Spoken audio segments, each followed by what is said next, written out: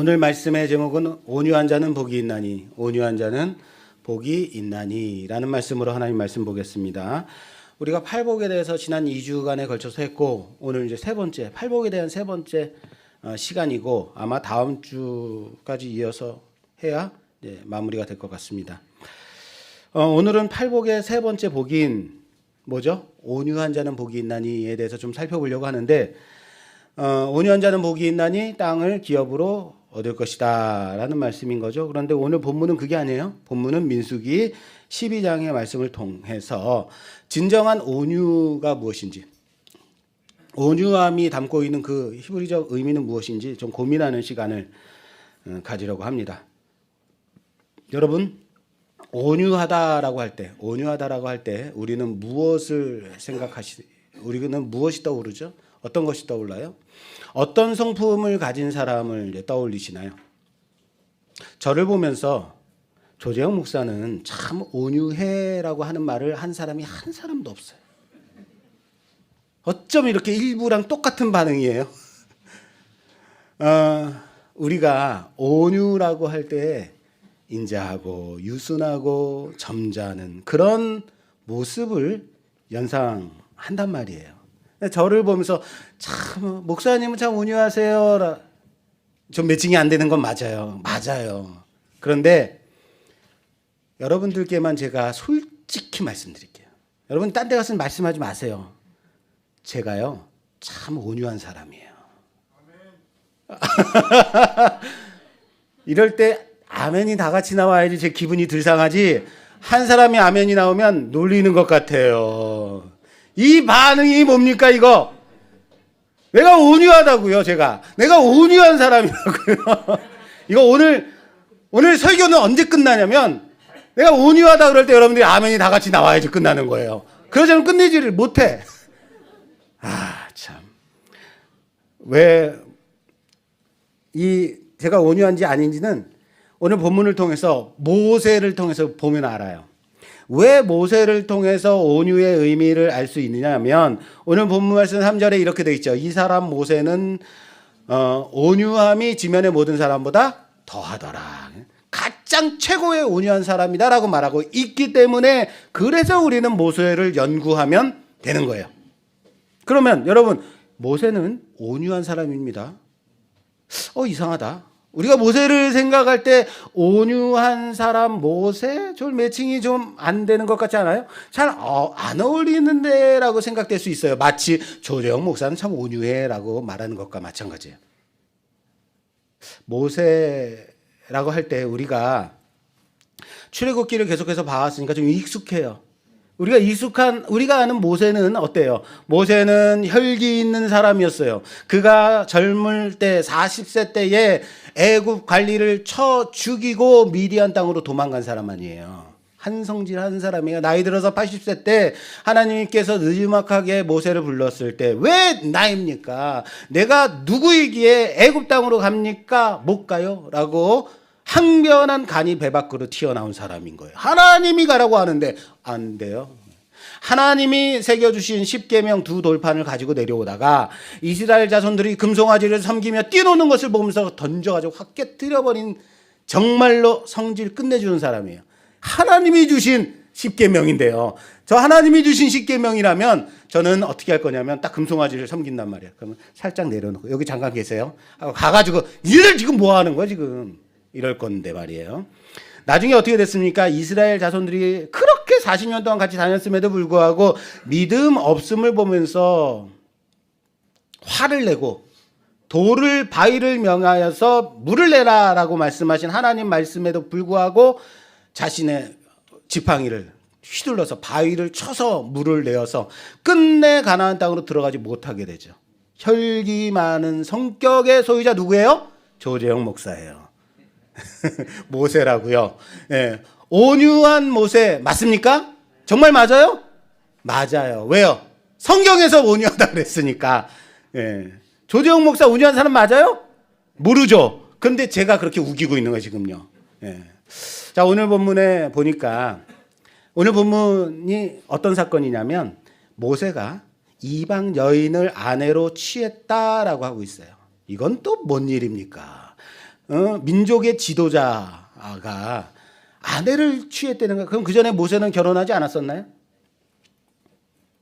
모세는 결혼을 했었어요. 아내의 이름은 십보라. 두 아들들도 낳았었어요. 처음에 하나님의 명령을 받아서 애굽으로 내려갈 때 그때 십보라와 두 아들들이 쫓아왔단 말이에요. 그런데 아들의 할례 문제를 해결하고 십보라와 아들들은 어떻게 해요? 집으로 돌아가죠. 혼자서 내려갔다가 이스라엘 백성들을 구원해서 광야로 데리고 나와요. 여기는 우리들이 잘 알고 있는 내용이에요. 그리고 모세와 모세의 가족들이 다시 상봉하는 장면이 나와요. 거기가 어디예요?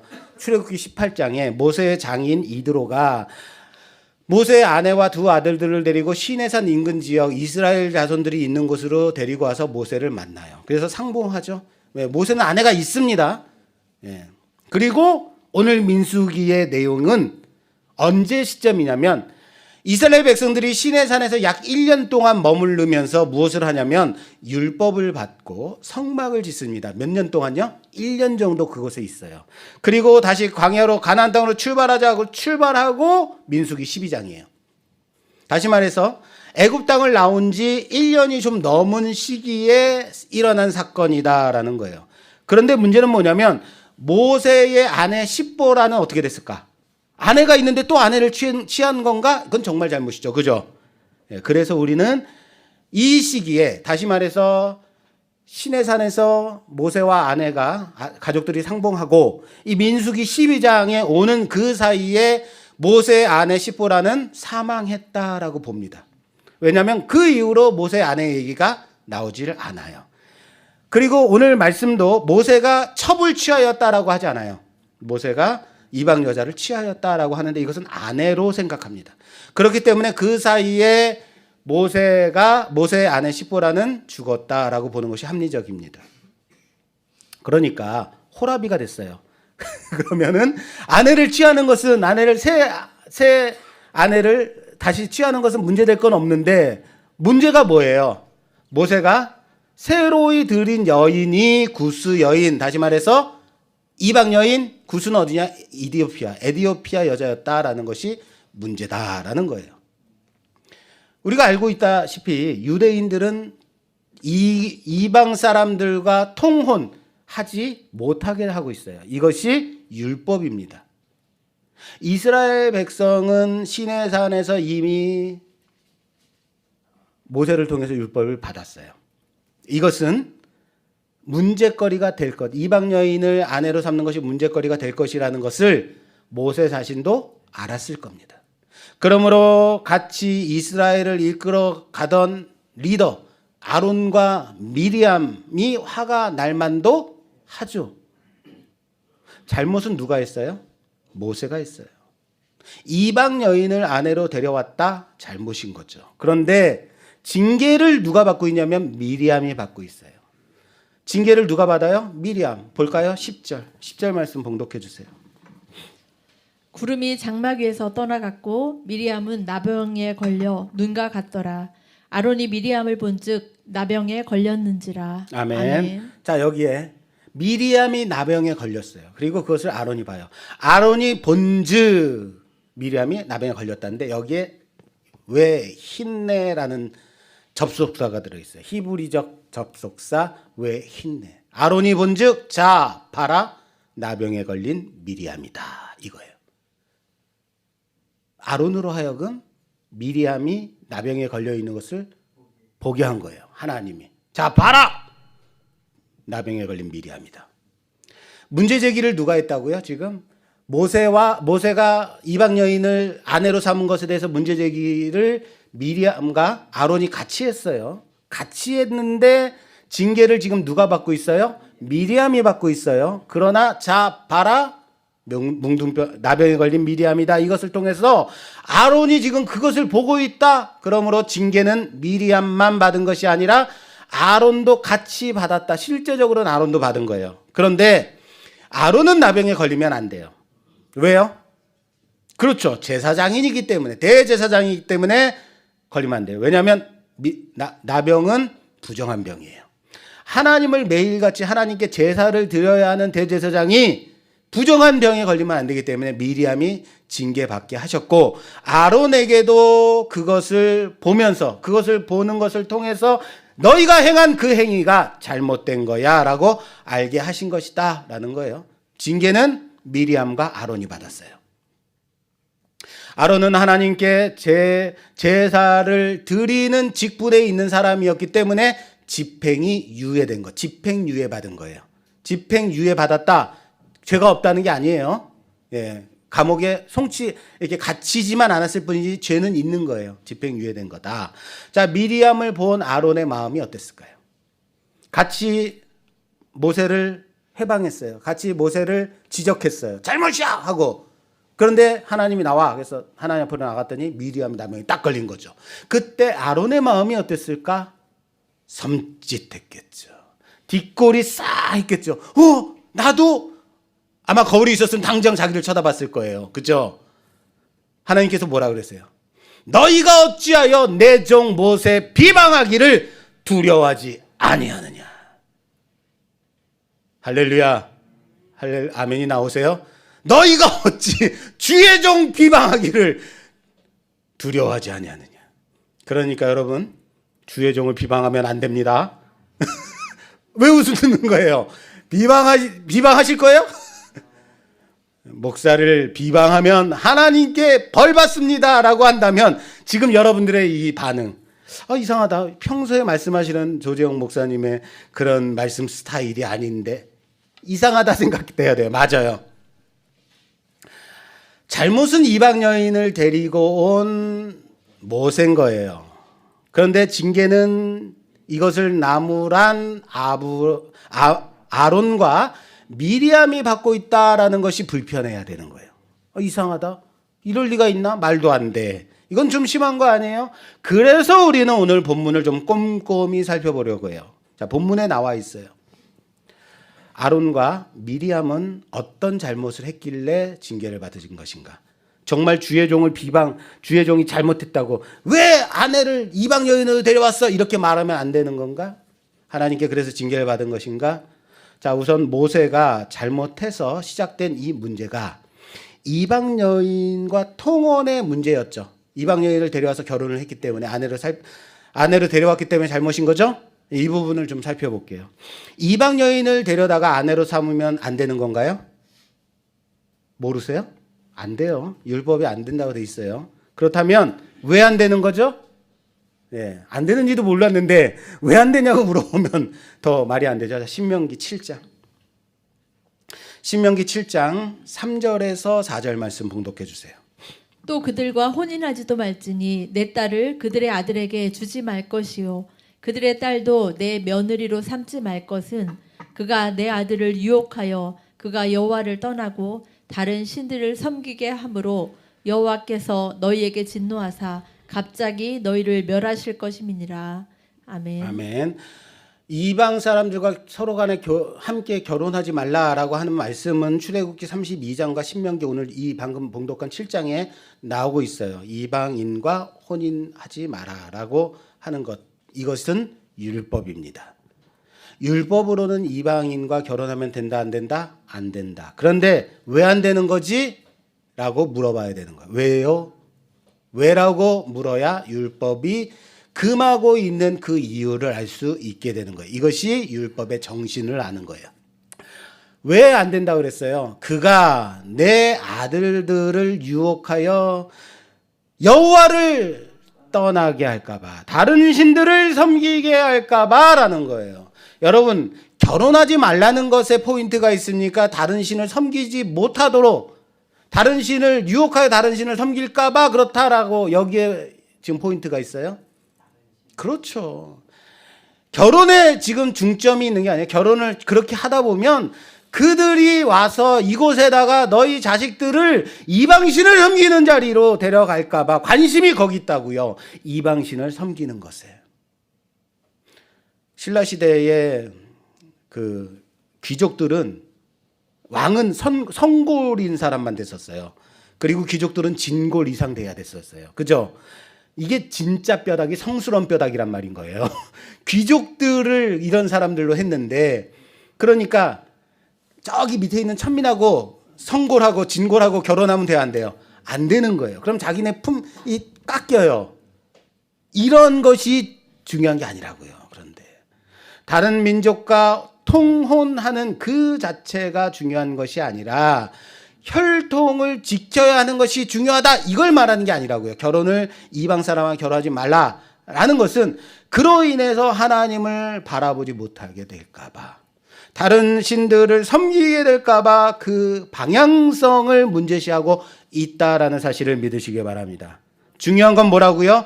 방향성. 따라서 합시다. 중요한 건 방향성이다. 이스라엘이 가장 부강했던 시대가 솔로몬이 왕이었던 시대였어요. 이 솔로몬이 왕이 되었을 그 시대는, 솔로몬 왕은 수많은 이방 나라와 정치적인 연합을 위해서 그 나라의 공주들을 데리고 와서 후궁으로 삼았어요. 정치적 연합이죠. 그러나 솔로몬이 나이 들었을 때 후궁으로 데려온 그 사람, 그 여인들이 자신 나라에서 섬기던 그 이방신들을 이스라엘에 가져와서 음란하게 섬기게 되었다라는 것을 우리는 잘 알고 있습니다. 그러므로 하나님의 율법은 순수한 혈통, 민족적 혈통을 지켜야 한다라는 것에, 그래서 이방인과 결혼하지 마라라는 것이 아니라 자칫 이스라엘 안에 하나님 외에 다른 신들을 섬기게 될까 걱정하는 거죠. 염려하는 거죠. 그 가능성에 그 중심을 두고 있다라는 사실을 믿으시기 바랍니다. 이것이 율법의 정신인 거예요. 의미인 거예요. 왜 우리가 그러지 말아야 하는가? 그냥 다른 여인, 이방 여인 데려다 그것만 중요시하고, 그럼 이방인들하고 결혼 안 하는데 이방신 섬겨. 이거 돼요, 안 돼요? 안 되는 거잖아요. 자, 그러면 모세가 이방 여인과 결혼함으로 모세가 혼나야 되는 거죠. 모세가 징계를 받아야 되는 건데 왜 아론과 미리암이 징계를 받았을까요? 우리는 그것이 궁금한 거예요. 그것을 살펴봐야겠죠. 문제는 모세가 야기했습니다. 그런데 이 문제를 제기하는 것을 오늘 말씀에서 뭐라고 표현하고 있냐면, 아론과 미리암과 아론이 모세를 비방했다라고 표현하고 있어요. 보실래요? 그들이 비방했다라고 말하고 있어요. 뭐라고 비방했을까요? 뭐라고 비방해요? 모세가 왜 이방 여인과 결혼해, 이방 여인을 데려다가 아내로 삼아, 그거 잘못된 것이야 라고 비방한 게 아니에요. 비방한 내용 2절에 있어요. 2절 볼까요? 봉독해 주세요. 그들이 이르되 여호와께서 모세와만 말씀하셨느냐 우리와도 말씀하지 아니하셨느냐 하매 여호와께서 이 말을 들으셨더라. 아멘. 아멘. 그들이 문제를 제기했는데, 문제를 제기한 그 비방이, 그 문제를 제기함이 비방으로 표현되고 있다.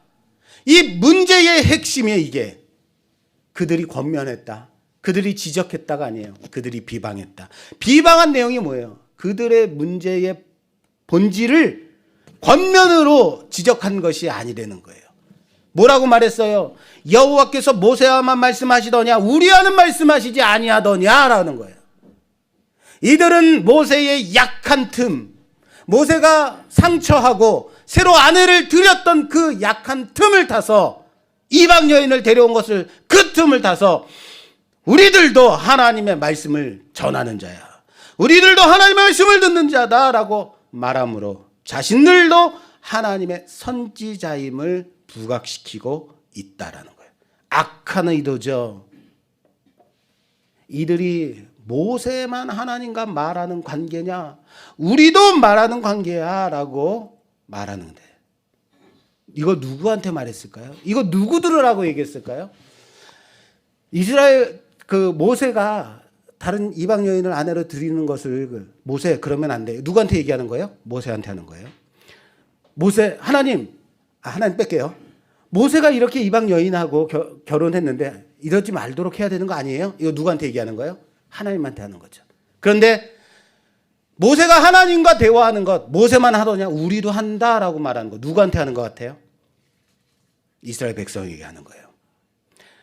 하나님이 모세에게 말씀하셔서 이거 잘못한 거야, 그러지 마라, 이거 율법에서 금한 거잖아 라고 말씀해 주셔야 되지 않겠어요? 라는 것은 간구인 거죠. 그런데 비방하여 이르되인 거예요. 비방하여 이르되. 간구하여 이르되가 아니라 비방하. 권면하여 이르되가 아니라 비방하여 이르되. 모세를 세워놓고 이스라엘 온 백성들이 듣는 회중 앞에서 비방한 거예요. 그러자 이 말을 하나님이 들으셨다라는 거예요. 그들이 간구해서 하나님이 들으신 것이 아니고 회중 앞에서 모세를 비방하는데 갑자기 하나님이 들으시는 거예요. 1번 좀 음소거 좀 해주세요. 하나님께 말씀 올린 게 아니라고요. 굳이 하나님이 들으신 거죠. 그래서 자 4절 말씀 좀 봉독해 주세요. 여호와께서 갑자기 모세와 아론과 미리암에게 이르시되 너희 세 사람은 회막으로 나오라 하시니 그 세 사람이 나아가매. 자 갑자기라고 접속사가 있어요. 갑자기. 왜 갑자기라고 표현되어 있는지 아시겠어요? 그들이 하나님 들으라고 하나님 들으시라고 모세의 실정을 말하고 있는 게 아닌데 하나님이 들으시고 갑자기 그들 앞에 나타나서 그들에게 음성을 주셔서 회막으로 나와 라고 하셨기 때문에 깜짝 놀란 거예요. 갑자기. 그래서 갑자기다. 그들이 의도하지 않았음에도 불구하고 하나님이 그들에게 말씀하셨기 때문에 너희는 회막으로 나오라. 권면은 권면으로 끝나야 됩니다. 그것이 나의 욕구나 정치적 야욕이 첨가되게 되면 그것은 비방인 거예요. 자신의 사익을 탐하는 일이 되어버린다. 그것을 성경에서는 비방이다라고 말한다는 사실을 믿으시길 바랍니다. 이해되세요? 비방한 거예요. 제가 있는 명동 사무실에서 어르신들께 경로당에 봉사, 안마 봉사를 하는 일들이 있어요. 안마 봉사하다 보면 이렇게 안마를 하면 이것저것 얘기도 듣고 거기서 일어나는 일들 보게 되잖아요. 그 작은 경로당 안에서요. 회장 한번 돼보겠다고 별의별 일들이 다 있어요. 딱 이맘때 되면 선거운동들 막 하세요. 내가 회장이 되면 내가 회장이 돼야지라고 선거운동들 하는데 과간이에요. 그리고 나서 회장님이 되면은 회장된 그 권세를 회원들을 섬기는 데 쓰는 게 아니라 권력을 휘두르는 데 쓰는 거예요. 안마 봉사를 이렇게 하는데 회장님이 딱 앉아있다. 어이 김씨 자네네 이번에 안마 받지 마라.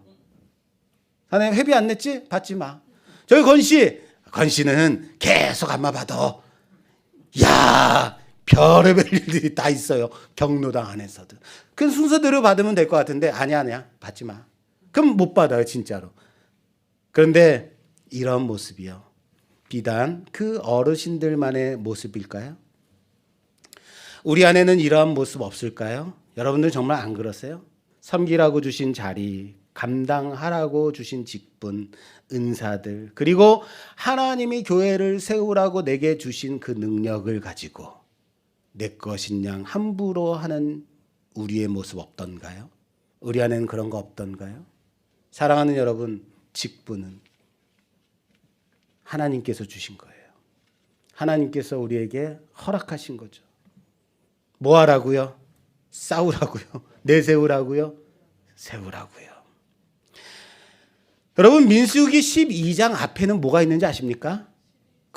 여기는 아시네요. 11장이 있습니다. 이제는 알만도 한데 11장에는요 백성들이 우리에게 만나밖에 먹을 게 없다고 고기 달라 떼쓰는 장면이 나와요. 그러자 모세가 하나님 앞에 나아가서 하나님 내가 이 많은 백성을 어디서 고기를 잡아 먹이겠습니까? 라고 간구해요. 그랬더니 하나님의 대답이 민수기 11장 앞장으로 넘어갈게요. 11장 16절에서 18절 말씀.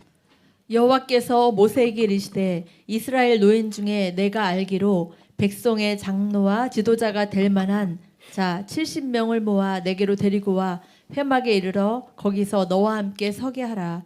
내가 강림하여 거기서 너와 말하고 내게 임한 영을 그들에게도 임하게 하리니 그들이 너와 함께 백성의 짐을 담당하고 너 혼자 담당하지 아니하리라. 또 백성에게 이르기를 너희의 몸을 거룩히 하여 내일 고기 먹기를 기다리라. 너희가 울며 이르기를 누가 우리에게 고기를 주어 먹게 하랴. 애굽에 있을 때가 우리에게 좋았다 하는 말이 여호와께 들렸으므로 여호와께서 너희에게 고기를 주어 먹게 하실 것이라. 아멘. 하나님이 이스라엘 중에서 70명의 장로들을 택하여서 데리고 나오래요. 하나님의 회왕 앞에 세우라라고 말씀하세요.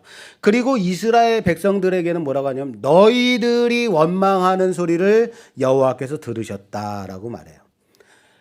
하나님께 간구한 게 아닙니다. 그런데 하나님이 들으셨대요. 자, 여기 두 키워드 좀 집중해서 보세요.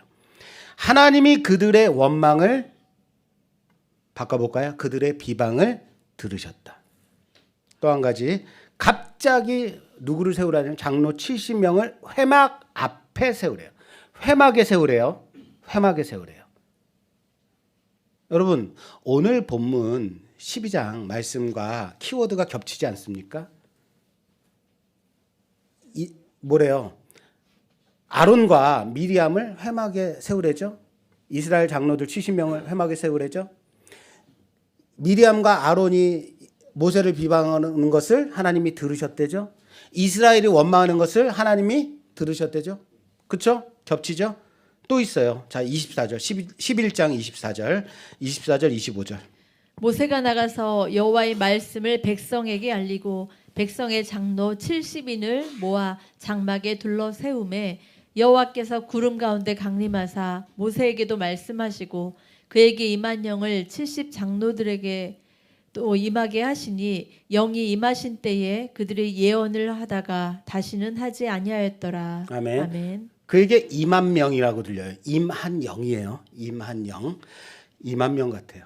자, 하나님이 구름 가운데서 모세와 말씀하시죠. 그죠? 하나님의 영광이 임하였고 거기서 하나님이 모세와 말씀하시고 장로들에게 하나님의 영을 주어서 예언을 하게 하셨다라는 거예요.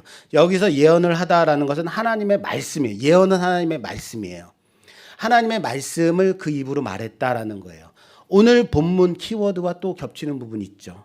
구름 기둥 가운데서 하나님이 말씀하세요. 미리암과 아론에게 뭐라고 말씀하시냐면 모세와는 내가 대화하는 관계다. 모세와 말한다. 대화하다. 그죠? 너희가 내 종 모세를 비방하느냐라고 말씀하셔요. 구름이 거치죠. 구름 가운데서 하나님이 장로들에게 영을 주시고 모세와 대화하시고 어때요? 연결되죠. 그리고 결론은 뭐냐면 하나님이 이제 영을 주셔서 그들이 예언하는데 여기 나오라고 한 70 장로 중에서 나오지 않은 두 사람이 있었어요. 자기 장막에 그냥 있는 사람이 있는데 이 사람들에게도 하나님의 영이 임했어요. 그래서 그들이 있는 진영 가운데서 예언을 하는 거예요. 하나님의 말씀을 막 말하는 거죠. 그것을 보고 수종도는 모세의 수종자 여호수아가 모세에게 말해요. 모세요, 그들을 말려야 하지 않겠습니까? 라고 말할 때 모세의 대답이 결론입니다. 자, 29절. 모세가 그들에게 이르되 내가 나를 두고 시기하느냐 여호와께서 그의 영을 그의 모든 백성에게 주사 다 선지자가 되게 하시기를 원하노라. 아멘. 아멘. 모세의 진심은 뭐냐면 모든 자들이 선지자 되기를 원하노라. 이게 모세의 진심인 거예요. 모든 자들이 하나님의 영에 의해서 하나님의 영의 충만함으로 인하여서 하나님과 대화하는 공동체, 그래서 모든 자들로 하여금 하나님의 선지자가 되게 하는 것, 그것이 모세의 마음인 거예요. 그런데 이 선지자 되는 것, 이 선지자라는 단어가 오늘 본문에도 나오는 것 아세요? 오늘 본문 볼게요. 다시 12장으로 넘어와서 12장 6절, 7절. 이르시되 내 말을 들으라. 너희 중에 선지자가 있으면 나 여호와가 환상으로 나를 그에게 알리기도 하고 꿈으로 그와 말하기도 하거니와 내 종 모세와는 그렇지 아니하니 그는 내 온 집에 충성하리라. 아멘. 너희 중에 선지자에게는 내가 말하기도 하고 환상을 보여주기도 하고 여러 현상을 통해서 내가 계시를 해준다. 그게 누구예요? 선지자인 거예요. 선지자는 하나님의 말을 하는 사람입니다. 하나님의 말을 듣는 사람입니다. 그 말을 전하는 사람입니다. 그게 누구라고요? 선지자라고요. 오늘 본문 시작에 아론과 미리암이 모세를 비방했다라 그래요. 뭐라고 비방했어요? 모세만 하나님과 대화하더냐? 우리도 한다 였어요. 무슨 말인지 아시겠어요? 이 말이 왜 심각한지 아시겠어요? 우리도 하나님과 대화하지 않았냐? 너희들 봤지라는 거예요. 봤잖아. 언제요? 언제 봤을까요? 70장로들을 세워놓고 하나님의 영이 임했을 때 그들이 예언했죠. 하나님의 말을 했죠. 이것을 회중들이 봤겠죠. 봤지 않냐? 이스라엘 회중 앞에서 우리들이 예언하는 것 봤지 않냐? 우리도 하나님과 대화하는 사람들이다. 우리도 하나님과 말하는 사람이다. 우리도 선지자다. 이방 여인을 데려다가 아내로 삼는 이런 파렴치한 지도자는 지도자로서 자격이 없어. 걱정하지 마. 우리도 선지자야. 봤지? 내가 예언하는 거 봤잖아. 우리도 하나님의 영을 받아 예언하는 자들이야 라는 거예요. 왜 이렇게 제가 심각하게 말하는지 아시겠어요, 여러분? 모세가 수많은 이스라엘 백성들이 원망하는 그것을 보고 하나님, 나 혼자서는 이 백성들을 어떻게 감당합니까? 나는 못하겠어요. 내가 이 사람들을 낳았습니까? 내가 이 사람들의 부모나 됩니까? 그냥 나를 데려가세요라고 하나님 앞에 한탄할 때 하나님이 70장로를 세우셨다고요. 그들에게 하나님의 영을 주셨다고. 그래서 선지자로 활동하게 하셨다고요. 그랬더니 하나님의 영이 임했더니 그들이 한다는 짓이 뭐예요? 모세를 비방하는 거라고요. 나도 그렇게 해. 나도 그렇게 영 받았어. 나도 말씀 볼 줄 알아. 보이세요? 그게 비방함의 내용인 거예요. 그냥 모세 이방 여인을 데려다 온 거는 잘못이야라가 아니에요. 나도 예언하는 사람이야. 교회는 공동체입니다. 목사 혼자서 세워가는 것이 아닙니다. 나도 여기 앞에, 저도 여기 앞에 서 있을 때는 이렇게 씩씩하게 말하는 것처럼 보이지만요, 혼자 있을 때, 기도할 때 부끄럽지만 제가 고백하는 것은 이렇게 기도해요. 하나님, 막막해요. 이젠 제가 뭘 해야 됩니까? 어떻게 하면 좋겠습니까? 참 모르겠습니다. 몰랐죠. 하나님, 참 어렵습니다. 맨날 한탄해요. 기도해내요. 하나님의 뜻이 이 땅에서 이루어지길 원합니다. 아니요. 그렇게 기도하기 어려워요. 그렇습니다. 어쩌면 저는 믿음 없는 목사일지도 몰라요. 그럼에도 불구하고 하나님은 귀한 신앙의 동역자들을 세워주시고 그런 직분자들과 리더들을 세워서 우리 말씀교회에 붙여주시더라고요. 뭐 하라고요? 뭐 하라고 붙여주셨을까요? 비방하라고요? 회방하라고요? 흔들어대라고요? 아니요. 서로의 짐을 나누어지라고요. 그렇게 세우신 겁니다.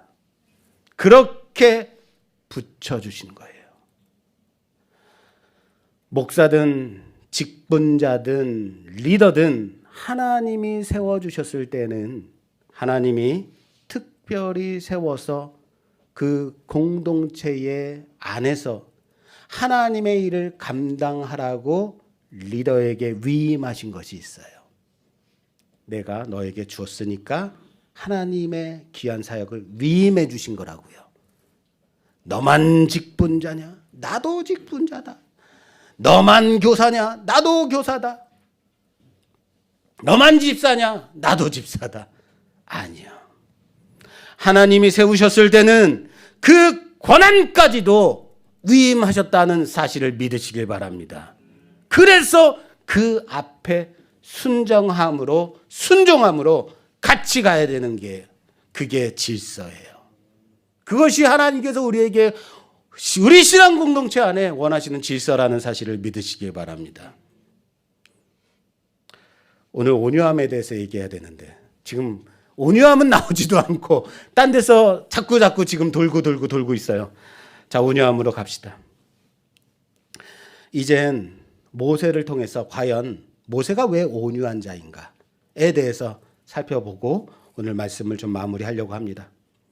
미리암과 아론이 모세를 비방했습니다. 그랬더니 모세의 반응이 어땠을까요? 모세가 어떻게 반응했죠? 한번 오늘 말씀 가운데 찾아보세요. 말씀에는 뭐라고 되어 있습니까? 있어요? 있어요? 뭐라고 되어 있죠? 못 찾겠어요? 없어요. 그렇습니다. 모세의 반응이 없어요. 모세의 반응이 없다고요.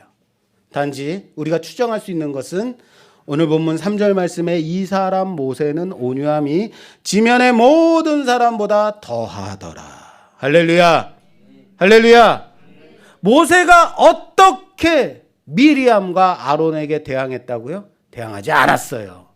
대항하지 않았다고요. 그냥 아무 표현 없이 말씀이 모세는 지면에서 모든 사람보다 더 온유함이 더하더라라고 말씀하고 있을 뿐인 거예요. 그래서 온유한 거예요. 바로 이게 온유함입니다. 뭐라고요? 우리가 생각하던 온유와는 완전히 좀 다르죠. 완전히 이상한 좀 다른 의미로서 우리가 가지고 있는 온유의 개념 완전 다르죠. 이 온유의 히브리적 표현이 뭔지 아십니까? 영어로는 meek예요. meek, 겸손이란 말과 거의 동의어처럼 쓰이고 있는데 히브리적 표현 좀 달라요. 이 meek라고 쓰인 거 다음 주에 다시 한번 볼 거예요. 기억하세요. 다음 주에 물어볼 겁니다. 뭐라고요? 영어로 meek, meek. 히브리는 원어적 표현은 호이프라이스라고 해서 인간이 역경에 처해 있음에도 불구하고 선하신 하나님께서는 의로운 자를 끝까지 보살피실 것이라고 굳게 믿는 신앙으로 인하여 기업을 차지하게 되는 성품을 말한다라고 주석에 돼 있어요. 이건 제 얘기가 아니에요. 무슨 말인지 모르겠죠. 왜 이렇게 어렵게 표현했는지 다시 말할까요? 온유함이란 성격이 좋은 게 아닙니다. 인자함에 있지 않아요. 자신을 낮추는 겸손도 아니에요. 나를 비방하고 회방하는 어려운 난국 속에서 고난 속에서 그 상황을 바라보지 않고 그에 대해서 반응하지 않고 나를 구원하실 하나님만을 바라보고 믿고 기다리는 것을 온유라고 합니다. 지금 나의 방향이 나를 향한 비방하는 상황을 바라보고 있는가? 그러면 온유한 게 아니에요. 그럼에도 불구하고 그 상황을 바라보지 않고 하나님만 바라보고 있느냐의 방향에 있다라는 겁니다. 모세를 볼 때 그들이 미리암과 아론이 자기를 비방하잖아요. 그 비방하는 것을 볼 때 모세 이럴 수 있었겠죠. 모세가 내가 누구이기에 나를 비방하느냐 하며 항변할 수 있었겠죠. 어디 한번 혼나볼 테냐 하나님의 지팡이를 휘두르면서 기적을 쫙 나타내고 그럴 수도 있었겠죠. 자신을 수종드는 여호수아와 젊은 측근들을 동원해서 이 자들을 당장 하옥하라 뭐 이럴 수도 있었겠죠. 그것도 아니면 율법은 사실은 내가 잘 알잖아요. 율법에는 이방인들하고 결혼하는 것을 문제시 삼는 것이 아니고 실제로는 그 정신은 하나님을 섬기지 않게 될까 봐 염려하심인 거야. 그러니까 나가 이방 여인을 데려온 것은 잘못한 게 아니야 라고 사방으로 돌아다니면서 변명하고 설명하고 율법에는 행위가 아니라 정신입니다 하고 사방으로 그렇게 수군대며 돌아다니며 자기 변명할 수도 있었겠죠. 아니면 그렇다면 정말 누가 잘한 건지 따져볼까요? 네 편 내 편 갈라서 지지율 싸움에서 지지율이 이기는 사람 대통령 하는 거야. 이렇게 할 수도 있었겠죠. 그러나 모세는 어떠한 세상의 방법도 동원하지 않았습니다. 자신을 변명하지도 않았습니다. 하나님의 의로운 판단을 기다리며 바위처럼 자신의 자리를 지키고 있었다라는 사실을 믿으시길 바랍니다. 그렇게 사람에게 대항하지 않고 판단을 요구하지도 않고 하나님의 선하심을 끝까지 믿고 바라보는 것, 그것이 뭐라고요? 모르세요? 온유라고요. 할렐루야. 온유라고요. 그렇게 주만 바라보는 그 믿음은 나를 끝내 하나님께서 약속의 땅, 하나님의 나라를 기업으로 주실 것을 믿는 믿음, 그겁니다. 나중에 모세는 바위를 명하여 물을 내라고 하신 하나님 말씀에 불순종하고 바위를 쳐서 물을 냅니다. 하나님이 너는 가나안 땅으로 들어가지 못해 라고 말할 때 하나님 어떻게 저한테 이럴 수 있어요? 제가 평생을 하나님께 바쳤는데 배신감 느끼네요 이러지 않았어요. 하나님 말씀에 순종해서 느보산 꼭대기에서 최후를 맞이합니다. 아무도 모세의 최후를 보지 못해요. 모세의 무덤이 어디 있는지도 몰라요. 그렇게 쓸쓸히 생을 마감했음에도 불구하고 끝까지 그가 신뢰했던 건 뭐예요? 하나님이 나에게 기업을 주신다는 거. 하나님을 신뢰하는 거죠. 사랑하는 여러분, 제가 다시 한번 물어보겠습니다. 조재영 목사는 참 온유한 목사다. 어떻습니까? 아직은 30%밖에는 인정을 하지 않는 이거. 저는요, 온유한 목사예요. 저는 온유한 목사가 맞습니다. 여러분들은 온유한 하나님의 성도들입니다. 왠지 아십니까? 문제 해결을 세상의 방법에 동원하지 않고 바라보지 않고 비방과 험담과 역경과 모든 여러 논쟁 가운데서 다툼 가운데서도 묵묵히 바위처럼 내 자리를 지키며 하나님이 주시는 평안, 내 안에 임한 그 평안함을 누리며 하나님의 일하심을, 그 판단하심을 기다리며 견디는 목사요, 성도이기 때문에 그렇습니다. 좀 심했습니까 제가요? 물론 처음부터 그러진 않았어요. 여러분들도 처음부터 그럴 수는 없어요. 조금씩 실력을 쌓아가듯이 어느 날 돌아보니까 내가 내 주변에 바람이 불고 폭풍이 몰아침에도 불구하고 내 안에 임한 하나님의 평안을 바라보며 내 주변에 화평함이 이루어짐을 바라보게 되더라. 이게 복된 사람이라는 사실을 믿으시기 바랍니다. 다시 정리하겠습니다. 온유함이란 문제를 해결하는 방법에 있지 않습니다. 그 사람이 가지고 있는 인품이나 능력에 있지 않습니다. 참고 견디는 인내에도 있지 않습니다. 어디를 바라보느냐의 방향성에 있다라는 사실을 믿으시기 바랍니다. 온유는 뭐다? 방향성이다. 지금의 실력과 고난, 비방과 시련과 고난, 비방과 핍박과 그 고생하는 모든 어려운 환경 속에서도 장차 내게 임할 그 약속을 바라보는 그 믿음에 있다는 사실을 믿으시길 바랍니다. 내가 떳떳할 때도 마찬가지예요. 내가 작은 실수와 실패 속에 있을 때도 마찬가지예요. 비루하지 않게 행동하고 권력으로 휘두르지 않고 압제하지 않고 하나님의 방법을 기다리며 그분의 일하심을 바라보는 내 삶 가운데 역사하실 나를 이끌어 가실, 그래서 끝내 선으로 인도하실 그 하나님을 기대하며 삶으로 바라보며 온유함으로 화평을 이루는 복된 사람으로 살아가기를 주님의 이름으로 축원합니다. 축원합니다.